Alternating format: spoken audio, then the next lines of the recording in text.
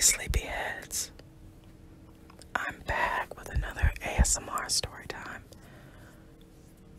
And by the time you're looking at the video and you know what the title is, I'm still trying to mull it over, but I guess if I have to put a title on this thing, it would be The Time I Burned My House Down. And this is not an exaggeration. I burned my house down. I'm not a pyro junkie or anything like that. I will flash forward, spoiler alert. I like light, and I dare say that at the time this happened, I was scared of the dark, and I didn't like to go to bed. I didn't like to go to my room and it'd be dark. I liked to go in and have it lit. And I was a teenager when this happened. Now keep in mind, I don't think fear of the dark is a childish thing at all. I think if you have an active imagination and you are also living with anxiety, I think, you kind of build up this fear of what you might be stepping on. I lived in the country, so one of my biggest fears was that I'd step on a snake, because it was not unusual for snakes to just meander into our house, especially if one of my family members left the porch door open. We live in the country, so like bugs and animals, small animals or slithering animals could get in the house. So lizards, all sort of things. So I was just always on guard. I never walked barefoot in my house because I was a kid on edge. I was just afraid of everything. Anyway, I was just on edge when I was a child. And anyway, I also had a very active imagination. So just being anxious and an active imagination just kind of leads to just a lot of anxiety as a child. But thank God I'm not as anxious as I was before as a child, with the help of therapy, and then just being able to just experience life and having supportive friends in my corner, and coworkers, and just being in supportive environments. Over the years, I've mellowed. I've mellowed significantly, but I'm still have my moments anyway. But so that's a whole lot of backstory to something that happened, largely because I just didn't like to go to bed in the dark. So let me tell you what happened. Or like to go to my room in the dark. So let me set the stage. So it is February, and actually I'm telling this story a couple of days after the anniversary of the house burning down. Mind you, this happened a decade ago at least. No, it was 2 decades ago. Oh my goodness. This happened 2 decades ago. Is it over or under? Just around 2 decades. How about that? Around 20 years ago. Anyway, it was February 2nd, and it was wintertime, and I grew up in the Midwest. And in this Midwestern place, we grew up in the country just outside of a major city. And if you've never lived, and I'm talking about the Midwest of the United States, so if you've never grown up in the Midwest of the United States, you wouldn't necessarily understand the weather there. But for the most part, the winters are kind of weird. If you're in, the lower Midwest. How about the lower Midwest? So think Missouri, Kansas, Iowa. So sometimes what happens is, and when you get snowstorms, it's snow, and then because it's a little bit warmer, sometimes the precipitation turns into rain, but then the temperature drops and that rain turns into freezing rain or ice. And then you get these thick, because again, it's a lot of precipitation over a long period, like a 24-hour period, so it's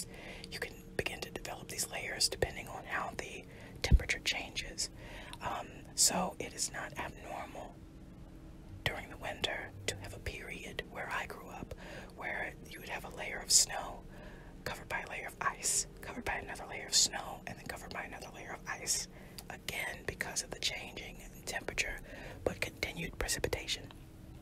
And so this was one of those periods where it was super cold,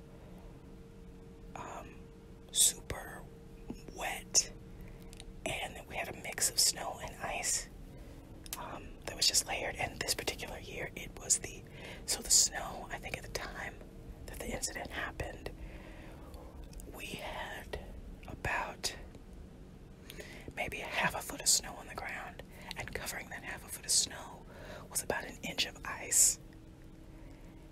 And maybe actually probably more than an inch, was probably like closer to 2 inches of ice. And so that layer of ice covered everything, including the power lines. So the trees, the ice, and if you know anything about ice, you guys know ice gets heavy when it's covering things, right? It makes things heavier, just like snow makes something heavy, makes things heavy because the weight of the precipitation, or the weight of the whatever, the weight of the thing. Anyway, so we lived in the country. We had our own power source. You know, if you live in the country, actually it's the same in the city, that you have power lines that are run to your house, to your apartment building, to your row house, whatever. You have power lines that run there. And so the power lines had the same almost 2 inches of snow wrapped around it. So of course what happens when you put weight on a line, it could be a line of thread, it could be anything, it begins to droop, right? So the power lines began to droop to the point where we lost power. And actually we weren't by ourselves, we had lost power because of the ice storm. At this point they had dubbed it an ice storm. And so we had lost power. Our other neighbors, actually many people in this country down where we lived, had lost power, and actually across the metropolitan area had lost power. And it was in and out. And so, you know, you grow up in the country, you always have generators. Everybody has generators. Actually, if you grow up in the city, you ought to have a generator, because I swear, moving to Baltimore, I've learned that the power goes out just as much, if not more, than when I lived in the country, back where I'm from.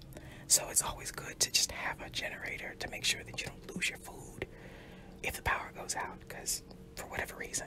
Anyway, so everybody was running off generator, and and the funny thing about this story is I only remember this story because my dad and I were talking on the anniversary. February 2nd is when it happened, almost 20 years ago, or just, I can't remember the year that it happened, but it was like 20 years ago, give or take 2 years. How about that? But February 2nd. Anyway, but we were talking about it on the anniversary, and he reminded me that because of this snow and ice mix that ultimately turned into an ice storm, that we had been operating off of a gas powered generator for a week and a half, 2 weeks before the incident. And so think about how, let me put things into context. So for nearly 2 weeks, we had no power. We had no power whatsoever because the power lines were down, and the power company it was not safe for them to come out and fix it because of how electricity is conducted.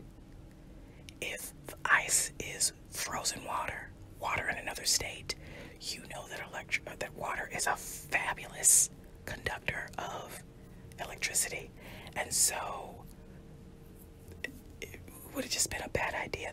And again, the reason why our power was out in some areas is because they had to cut the power, because ice is a wonderful conductor, and they didn't want people to be electrocuted and things like that. So we were out of power for so long because, quite frankly, it kept raining, and the rain kept freezing which created more layers of ice, which created thicker layers of ice build up. That's how you get layers of ice, because it continues to rain and the temperatures, it's above freezing during the day. It's above freezing during the day, but then it drops below freezing at night, and so it just freezes and stays that way, and it's continuous rain, and so that's how you get layers. That's how you build up the layers over time. And so we had these layers, and so anyway, it was 2 weeks, and I will tell you this, even after the incident happened, many houses were still out of power. I think it was almost 3 weeks. 3 weeks. Some houses were out of power and living off of a generator. That is by far one of the most dangerous times. I've come to know over the years that when power is out, that's some of the most dangerous times for a person, because remember what happened in Texas when the power was out and folks froze, and then they were seriously injured in accidents because they were trying to have makeshift power sources, or power sources, or more specifically heat sources, because we have been spoiled as in the modern world, and where we live, it gets super duper cold, and so you want to keep your family and yourself warm. So if you're out of power for a long period of time, you begin to do desperate things. But I digress. Sometimes you also do things that are comforting to you but are really not smart, like leaving candles unattended, but I'll get back to that in a second. So anyway, so even after the incident happened, there were many people in and around the area where I lived, and even the metropolitan area where I lived, that were still out of power. So up until like 3 weeks, for 3 weeks. So consider this, by the time this incident happened, it was like third week of January when the power first went out. So we had been living without power and living off of a generator for that amount of time. Now, if you know anything about generators, you know that, I just realized I've probably been talking a little bit loud this whole time, so I apologize. So if you know anything about generators, you know that generators are just meant, they're powerful enough to support some systems in your home, not power the entire house. They're not that powerful. Even when you go to hospitals, they have backup generators, or they have generators that are meant to power the most essential equipment, right? Life-saving equipment, not. So, in other words, if you're in a hospital and the power goes out right now, the backup generators will kick on, but they will only, like, your lights will stay off, but the emergency lights where it won't be totally dark where you can't see, but it'll be just bright enough in the hospital for you to be able to find the exits. Because you don't need full power, because the majority of the power needs to be devoted to the life-saving strategy, the life-saving equipment. And so the same is true for a home. Even if you get a big generator, it's only going to power parts of your house, or at least the essential parts of your home, whatever you have it hooked up to. And so anyway, so that's how our house was set up. Here's the other thing. The great benefit of living in the country is that in addition to having these generators, we also had barrels of gas that we tapped into to power the generator. Again, this was a gas-powered generator, not battery-powered, but gas-powered. So we had fuel to power the generators. Because we live it's just, country people have barrels of gas. I think city people have at least a can of gas to power the doggone gas-powered things. I think these days probably it feels smarter to have battery-backed up things, because it's just less flammable. You can still have issues with batteries, but it just seems more appropriate to have battery backup. So I would get a battery generator, a battery-powered generator, and I actually, anyway, yeah, battery powered generator. Anyhow, so this, and again, generators are meant for emergency, so it's not like you're getting multiples unless you just have multiple properties that you're trying to provide power for in an emergency situation. So most people only have the one. So our house was big. It was an old turn of the century house. And so it was made of some pretty sturdy, like sturdy oak or some sturdy wood. But at the same time, it was an old 3-story house, so it had lots of, you know, it wasn't the warmest thing in the wide world. So for those 2 weeks, almost 2 weeks leading up to the incident, we used a combination of, at night, we only powered the generator for a couple of hours during the day just to keep we kept it running just to keep the refrigerator cool, you know what I mean? And actually, I need to take that back because I don't remember.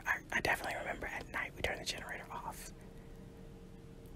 We turned the generator off at night, kept it on during the day because that's when we were up and we needed electricity for things, but I don't remember what happened to the refrigerator. I think we had deep freezers, that's what it was. We moved everything into the deep freezer, which held temperature better than the regular refrigerator. That's exactly what happened. That's exactly what we did. And then, because we lived in the country, we kept most things, like regular chicken eggs, we kept that out anyway, so it's not like we didn't really drink milk, and our eggs we kept out because we just kept them out. Anyway, so we would use the generator during the day, turn it off at night because we had a stove that we would stock with wood and burn, a wood burning stove. But no, a fireplace. It wasn't a stove, it was a fireplace, my bad. And so it's not like we had trouble keeping warm as long as we stayed in the living room where the fireplace was. So anyway, we really just used the generator, if I'm honest, we really just used the generator to power the TV and the computer because we were bored. And so on this particular night, so that's the context. Oh, and here's the other thing. So it was a 3-story house. My parents lived, so we had a basement, a first floor, a second floor. No. And an attic. So technically it was 2-story, whatever. Anyway, so my parents in the living room and the kitchen were on the ground floor, the first floor. And it was a weird, funky setup, but yeah, the house, the bedroom, the master bedroom was essentially off the front, the front door, which faced the street, and so that was my parents' room. And then just outside of my parents' room, across from, the front door, was the door to the upstairs, the stairs, the door and the stairs to upstairs, which is where my room and my brother's room was. And it was pretty standard. It was a decently large hallway. The stairway wasn't super large, but the hallway itself was pretty large, and there was space between the two rooms. It was a big, older house. Again, I think if it wasn't turn of the century, it was pretty doggone close. It was like built in the 20s.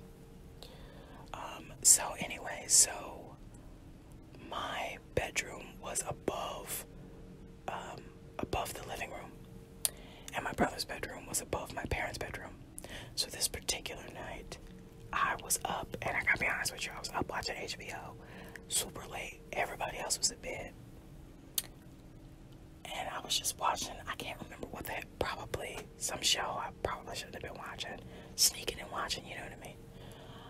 Anyway, so I was trying to stay up, but I was just tired. I couldn't hang. And so I was like, well, let me go to bed. I had been fighting sleep for like 20 minutes at this point. And I'm like, okay, well, while I'm down here grappling with myself, trying to figure out, okay, I just, I want to stay up. Because it wasn't like I had to go to school the next morning because of the ice storm. School was canceled So it wasn't like I had a huge sense of urgency to go to bed. I'm pretty sure it was like a school night or something like this. But we weren't going to school because nobody could get out to go to school. So anyway, I was just hanging, and I was trying to take it. That's why I wouldn't go to sleep, because I was trying to take advantage of the fact that I didn't have to be up. And anyway, so this particular moment, I'm fighting. I'm trying to relish the fact that I can stay up and I don't have to go to bed. But at the same time, I'm super sleepy because that was a part of my schedule. And it's during this fight, this tug of war with myself, trying to make myself, trying to decide whether or not to go to bed or to continue to relish this. I heard footsteps running toward my bedroom, and clearly it was my brother's footsteps. And I'm like, you know, my natural instinct is to say, what the heck is he doing in my bedroom? What the heck is he doing in my bedroom? He need to stop. And then I think I started to, I panicked, and actually the panic was, it wasn't panic. I think I just wanted to fight him because he was in my room and I didn't want him to be in my room. So I get halfway up the steps to the land. Well, I don't even make it to the landing. I get halfway up the steps and my brother goes, "Your room is on fire." And I was like, what? So my natural instinct is to go get a bucket, like a mop, a bucket, like a mop bucket, and fill it up with water, and then to go try to get something. But by that point, it was the smoke. So I don't know at what point my brother found it or noticed the smoke, the fire. But by the time I went to go get a bucket and run up to kind of put it out, or to attempt to put it out, the smoke was black and thick, and I could only imagine it was burning up all my like clothes and stuff at the time. And so anyway, because I just had a bunch of flammable stuff in there, like clothes and stuff, just a ton of it. It was a teenage girl's bedroom, so it was like stuffed animals and all of that stuff, just lots of flammable stuff, posters on the wall, all that stuff. So anyway, just lots of flammable stuff. And so I'm quite sure that it was thick and black because it was like really taking root and burning up all those clothes. So my brother, I ran and I got my parents up, and it was chaos. And so my dad gets us all out the house. And my brother, he's calling for my brother. This is what I remember of that night. That we ran out, my mom and my daddy, and we were all out in the driveway. One of these days I'll explain what the entire compound looked like, because it wasn't just a house and a driveway. It was like a house, a long driveway, a huge garage it was a detached garage, like a 3-car garage. It was big. We had a lot of land on that space, but I'll tell you more about that later. But in this particular story, so I was outside. I was standing in the front part of the lawn, and I was just crying, and my mom was holding me and just trying to console me, and my father was running around trying to find my brother, and he found him, and my brother was on the front porch, and he was calling my brother to get away from the house, and my brother was like, I don't have any shoes on, I can't get off the porch. And so I don't remember what ended up happening. I think my dad ended up, consider this was a big house, so I think what my dad ended up doing, the fire was on, what it began, and was like, it was on the top of the house in my room, so the top floor, at one corner of the house, and there was another entrance at the back of the house with a car porch, and I think my dad had run in there, and we had some shoes over there, so he'd run in and gotten some shoes, and went over to my brother, and I think picked him up off the porch, and then got him down to safety, and then he put the shoes on. And so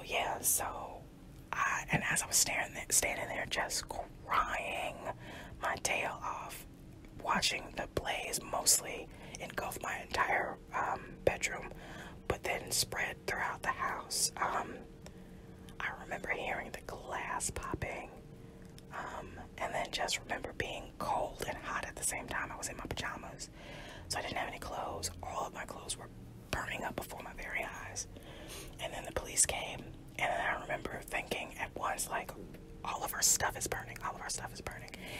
And I just remember, I actually don't remember where we went that night. Perhaps we went up to a hotel. I just remember standing there crying, my mama holding me, and my dad just, like, you know, directing and making sure we're all good.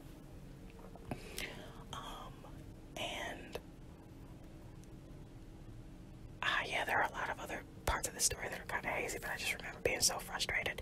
And the reason why I was specifically frustrated, the reason why it was because the fire began in my room. Why did the fire begin in my room? Because I told you at the start of my story, I didn't like going upstairs in the dark. So I had lit a candle, and it was sitting on my dresser. I had a little desk, not a dresser, it was a desk where I did my homework, and it was sitting on my desk. And it was one of those candles that was a candle that was big enough to hold itself, so it wasn't in a container. It was a big circular candle, and it was multicolored and all of that. Well, it was huge, and it was one of those that burned for like 40 hours or something like that. And during this nearly 2-week period, I had been burning that candle at night. I had been burning the candle at night, like lighting it when it got super dark, and then coming up to it to go to bed, and then blowing it out when I was ready to blow it out. Well, apparently, I didn't realize that I had been doing this for almost 2 weeks at that point, and so the candle was beginning to burn down, and even though it was still a very large candle, it was burning down more in one side than the other. And so ultimately what the fire investigator concluded was they found the source of the fire, and the source of the fire was the candle that I had been burning. And what happened was the candle had tipped over because it had been favoring, again, it had been over the weeks, over the days that I had been burning it. It had favored this one particular side, and so I guess the side that it favored was turned toward my bed and the floor. And so the candle, being a ball with a flat bottom, rolled off of my desk because it was I guess it was at the edge or close to it. And so it had rolled off my desk, and the flame hit the carpet, and my carpet immediately went up because it was like old carpet. And then it got to my bed, and then it got to my clothes. Obviously, I might have had clothes on the floor, and then it just went out of control from there. And the ironic thing about all of that, the only room that was, the entire house had water damage, so the house was finished. The house was standing for months after this, but my room was gutted with the fire. And part of my brother's room was gutted because he had clothes on the floor and stuff too. But for the most part, the house was just destroyed in water damage because of the fire department putting it out, trying to put it out. But yeah, the house stood. It stood to the side a little bit because the foundation had been rocked a little bit, but it stood on its own for like 2 months before it was demolished. Which means it was made of sturdy stuff. But yeah, that was the story of the time that I set my house on fire, and it was a complete accident. And I gotta be honest with you, the trauma of feeling I lived, I think it took me like 5 years to truly get over how frustrated I was that this fire started because of me. Because remember, I keep going back to that night where I was grappling with going to sleep and wanting to stay up, and I kept thinking for all of those years, if I'd have just gone to bed when my first mind told me, I'm a spiritual person, so the Holy Spirit told me to go to bed, maybe none of this would have happened. But my parents, throughout that whole time, my parents kept saying, it was a blessing in disguise, because but for that fire, it would have probably been a few more years before my parents would have been able to build their dream home. And so because of the fire and because because the house was totaled and they had insurance and all of that, they were able to build their dream home, which ironically is up literally maybe 100 yards from, maybe not, the property. They bought property behind our old house, and it's literally atop the hill from where our old house used to be, and we sold that land to somebody else, our old land for somebody else. So every time I go home and visit my parents, I see where our old house stood, and I'm reminded